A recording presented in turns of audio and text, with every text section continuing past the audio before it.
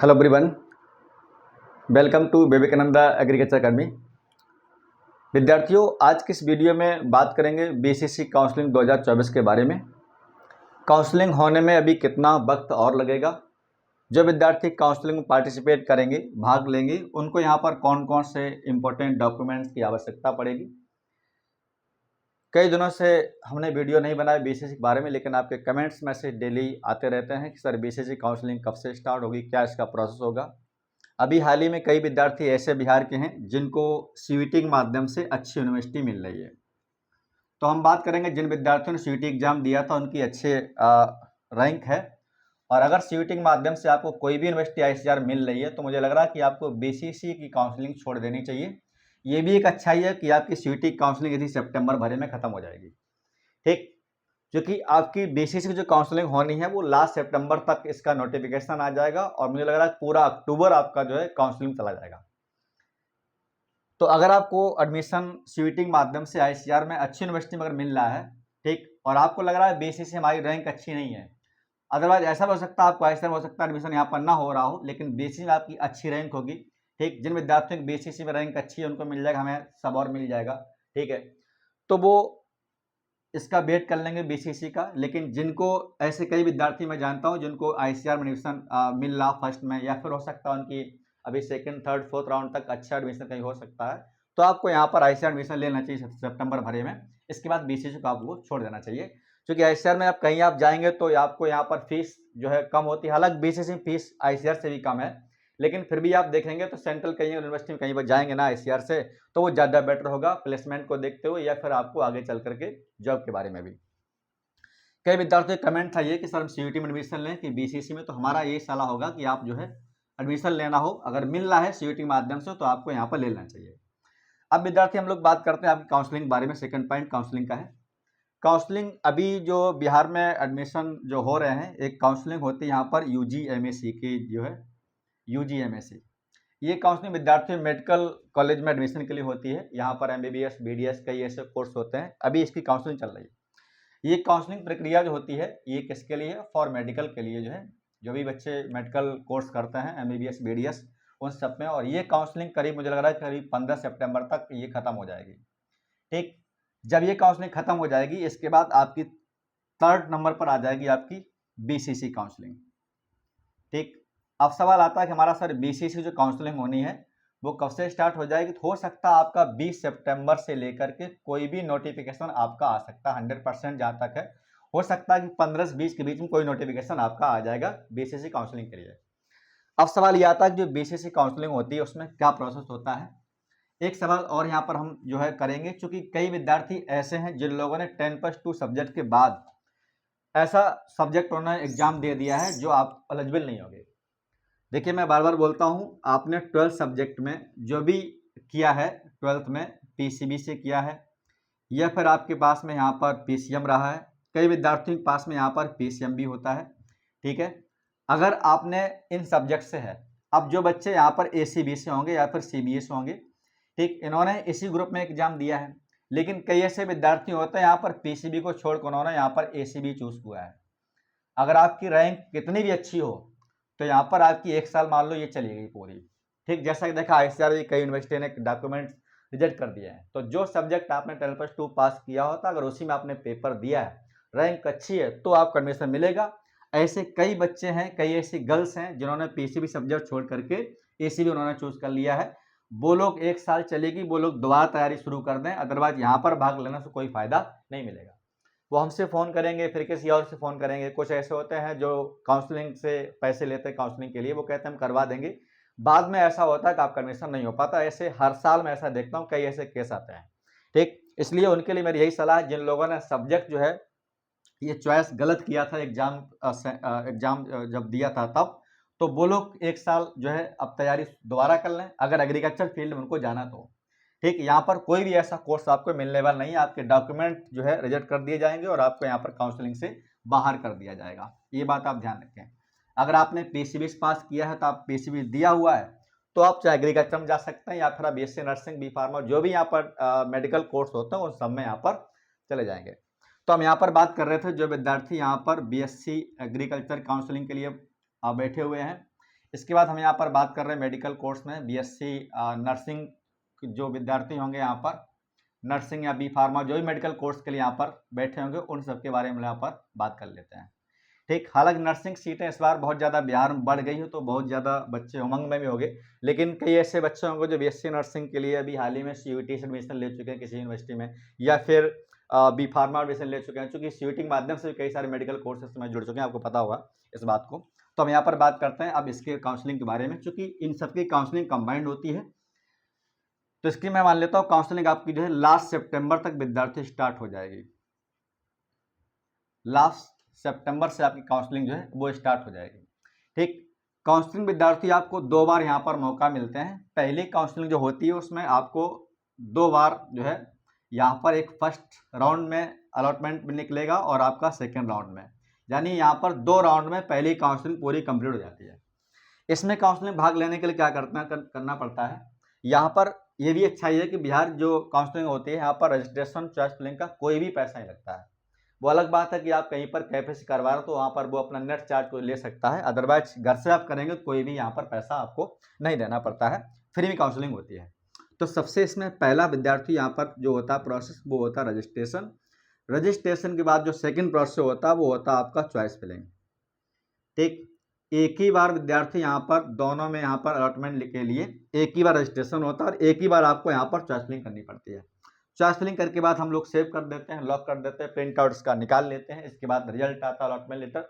अगर first time आ जाता है तो हमें डॉक्यूमेंट वेरीफाई करने के लिए यहाँ पर कॉलेज में जाना पड़ता है।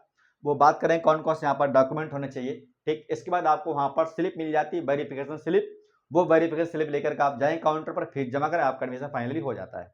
अदरवाइज आपको सीट अपग्रेड करना होता है तो भी आपको फीस जमा करके वहाँ पर फॉर्म लेना पड़ता है अपग्रेड का, फिर आपको सेकंड में अपग्रेडेशन मिल जाता है तो बेटर है।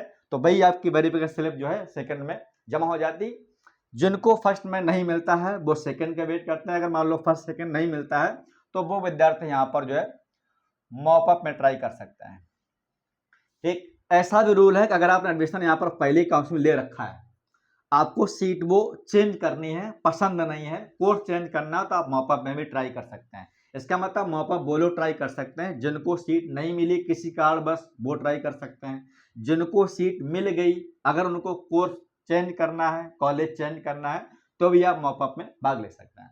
इस तरह से 2 जो है काउंसलिंग के यहाँ पर सीधे साधे सिंपल तरीके होते हैं भाग लेने का। कोई यहाँ पर आपको डरने की जरूरत नहीं है, कहीं पर काउंसलिंग के लिए आपको फीस देने की जरूरत नहीं है, आप घर से काउंसलिंग करा सकते हैं। जो विद्यार्थी अभी तक किसी यूनिवर्सिटी में कॉलेज में बिहार में पढ़ते होंगे उनसे आप हेल्प ले सकते हैं, काउंसलिंग भैया कैसे होनी है, तो भी आपकी जो मदद हो जाएगी। तो यहाँ पर कोई भी दिक्कत आपको नहीं होगी। अगर आपकी रैंक अच्छी विद्यार्थी, बार बार बोलता हूँ आपको काउंसलिंग कोई नहीं रोक सकता, आपका एडमिशन बिल्कुल फाइनल है। लेकिन अगर आपकी रैंक अच्छी नहीं है, कोई भी माइकलाल बिहार कितना बड़ा काउंसलर हो, जब रैंक ही नहीं होगी कहाँ से एडमिशन आपका हो जाएगा। ठीक, तो आप जो है काउंसलिंग के लिए कहीं से परेशान मत हो, बिल्कुल बहुत सिंपल इजी प्रोसेस है, कोई इसमें दिक्कत नहीं होती है। ठीक है, हम बता देंगे जब भी आप काउंसलिंग होगी तब इसका प्रोसेस क्या है। अब विद्यार्थी हम लोग बात करते हैं आपके यहाँ पर डॉक्यूमेंट्स के बारे में, कौन कौन से यहाँ पर आपको डॉक्यूमेंट्स की जरूरत होती है। ठीक, तो आप वेट करिएगा, 15 सितंबर से लेकर के 20 तक नोटिफिकेशन जरूर आ जाएगा काउंसलिंग का क्या प्रोसेस है, कैसे आपको भाग लेना है। अब विद्यार्थी हम लोग बात करते हैं आपके डॉक्यूमेंट्स के बारे में, डॉक्यूमेंट्स की क्या कहानी है। डॉक्यूमेंट्स हम लोग बात करें स्टार्ट करते हैं, यहाँ पर 10th की मार्कशीट चाहिए। ठीक, 10th की मार्कशीट और इसका एडमिट कार्ड, दोनों की यहाँ पर जो है आपका इसमें एडमिट कार्ड, दोनों का जो प्रवेश पत्र होता है, ठीक है, एडमिट कार्ड एंड मार्कशीट। ठीक, इसके बाद हम बात करेंगे यहाँ पर आपके मूल निवास के बारे में। ठीक, मूल निवास जिसे कहते हैं हम लोग डोमिसाइल सर्टिफिकेट। ठीक, मूल निवास। इसके बाद विद्यार्थी हम लोग बात करेंगे मूल आय प्रमाण पत्र। इसके बाद हम यहाँ पर लिख सकते हैं मूल आय प्रमाण पत्र, ये आप जरूर बनवा लीजिए विद्यार्थियों, ये बनेगा आपका आय प्रमाण पत्र पिताजी के नाम पर। ठीक है,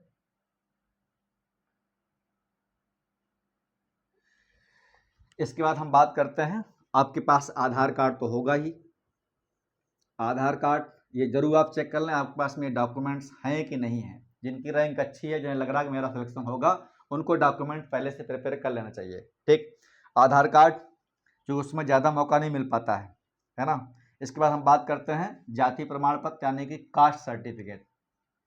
ठीक, जाति प्रमाण पत्र। अब जाति प्रमाण पत्र में अगर बात करूं तो आपके पास यहाँ पर जाति प्रमाण पत्र मान ली EWS कैंडिडेट अगर है, ठीक है, EWS है, इसके बाद EBC है, बहुत सारे यहाँ पर कैटेगरी होते हैं, OBC कैंडिडेट हैं, ये मतलब जनरल को छोड़ करके। ठीक, इसके बाद बात करें हम लोग यहाँ पर OBC, ठीक है ना। इसके बाद हम बात करें यहाँ पर आपका यदि आप डिसेबल कोटे से हैं यानी दिव्यांग कोटे से हैं, तो इसके बाद अगर आप SMQ कोटे से हैं तो इसका भी आपने देखा होगा नोटिफिकेशन दिया रहता है। ठीक, इसके बाद हम बात करते हैं विद्यार्थी आपके आधार कार्ड के बारे में। ये तो बिल्कुल आपके पास हो गई होगा, ठीक है ना, आधार कार्ड। फिर हम बात करते हैं आपके इंपॉर्टेंट एप्लीकेशन के बारे में। आपने BCC जब भी फॉर्म भरा था तो BCC का ये काउंसलिंग दौरान आपको मिल जाएगा साइट पर BCC 2024 का एप्लीकेशन फॉर्म। ठीक, इसमें दो पार्ट होंगे, एक पार्ट A और एक पार्ट होगा आपका B, पार्ट A एंड एक पार्ट होगा आपका B। ठीक, इसके बाद हम बात करते हैं अभी हाल ही में आपने जो रिजल्ट निकाला होगा BCC का, यानी BCC rank card, BCC rank card. ठीक, BCC रैंक कार्ड और लिख देते हैं यहाँ पर ऊपर। रैंक कार्ड के बाद यहाँ पर आप देखेंगे एडमिट कार्ड, ठीक है ना, BCC एडमिट कार्ड। ये सारे डॉक्यूमेंट लिस्ट आपको मिलेगी जब भी आप काउंसलिंग का शेड्यूल डाउनलोड करेंगे तब। BCC admit card, sorry rank card बता दिया हमने आपको, फिर BCC यहाँ पर आपका एडमिट कार्ड। ठीक, एडमिट कार्ड। इसके बाद एडमिट कार्ड बाद आप देखेंगे अगर विद्यार्थी आपका 2024 से पहले 12th है, अगर 2024 में आपने 12th पास किया तो फिर कोई दिक्कत नहीं है, यही डॉक्यूमेंट आपके लगेंगे। लेकिन अगर मान लो हो सकता है आपने 10+2 2023 में किया है या फिर 2022 में किया, यानी कि 2024 से पहले का है, तो आपको यहाँ बनवाना पड़ेगा विद्यार्थी गैप सर्टिफिकेट। ठीक है ना, गैप सर्टिफिकेट ये बहुत जल्दी बन जाता है। जहाँ भी आपकी ये जो कचहरी होती है या फिर तहसील होती है वहाँ पर आप जाएंगे, भैया हमारा गैप सर्टिफिकेट बना दो, हलफनामा, तो वो बना देता है कि आपने इतने साल से प्रतियोगी परीक्षाओं की तैयारी करी है, वो खुद ही बना देते हैं। आपको जो भी स्टाम्प वहाँ पर लगता है 50 रुपये का 100 रुपये का, उसमें आप जो है बना दीजिएगा। ठीक, ये हो गया आप गैप सर्टिफिकेट। अब विद्यार्थी एक लगता है आपका चरित्र प्रमाण पत्र, करेक्टर सर्टिफिकेट। ये कहाँ से प्राप्त होगा आपको? चरित्र प्रमाण पत्र, ये जहाँ से आपने लास्ट एजुकेशन प्राप्त करी है। ठीक, 12th पास किया है तो आप विद्यालय जाके बनवा सकते हैं।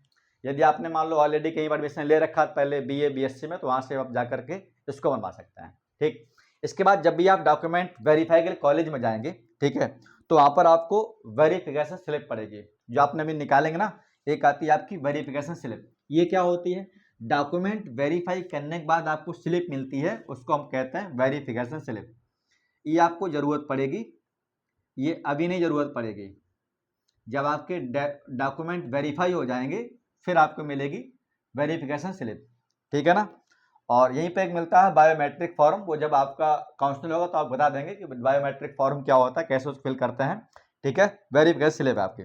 इतने सारे आपके यहाँ पे इंपॉर्टेंट डॉक्यूमेंट की ज़रूरत पड़ेगी। इसमें ये खैर अभी ज़रूरत आपकी नहीं पड़ेगी, या जब आप एडमिशन के लिए जाएंगे तो वहाँ पर आपको पड़ेगी।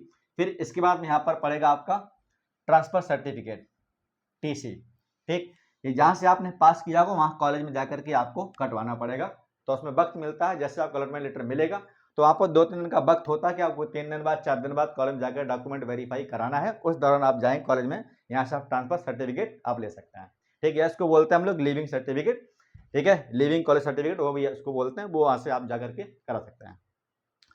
तो ये विद्यार्थी यहाँ पर एक जनरल वीडियो था हमारा काउंसलिंग के बारे में। आपके पास में कौन कौन से यहाँ पर डॉक्यूमेंट्स होने चाहिए।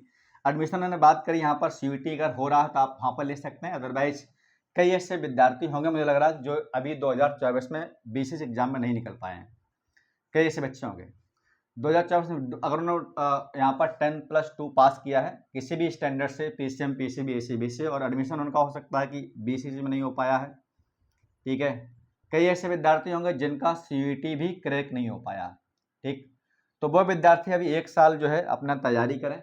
अगर इसी फील्ड में जाना है, बीएससी एग्रीकल्चर में या फिर बीएससी नर्सिंग में और जो कोर्स होते हैं बीसीसी में, ठीक है, या सीयूटी में मेडिकल कोर्स में, तो आपको 1 साल यहाँ पर तैयारी अपने शुरू कर देनी चाहिए। अगर लग रहा है मुझे मिल जाएगा तो आप काउंसलिंग भाग ले सकते हैं, लेकिन उसके साथ साथ आपको तैयारी यहाँ पर कर देना चाहिए।